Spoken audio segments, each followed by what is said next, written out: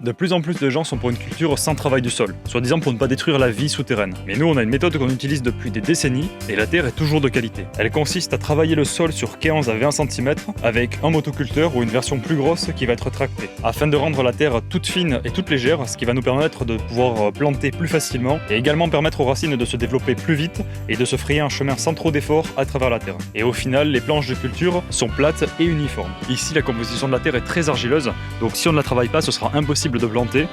Quand elle est sèche, elle est dure comme du béton, et quand elle est mouillée, elle est collante et elle forme une espèce de pâte très épaisse. En revanche, elle est extrêmement riche en humus, donc elle retient extrêmement bien la matière organique qu'elle va décomposer pour former les minéraux, et elle retient aussi très bien l'eau, ce qui en fait une terre très fertile. Il y a aussi un terroir, donc un assemblage chimique présent dans le sol qui va donner son goût unique et distinctif à chaque culture. C'est le cas pour les légumes, mais je suis persuadé que le cannabis, qui est une plante gustative et très aromatique, va en profiter aussi. On verra bien ça à la récolte.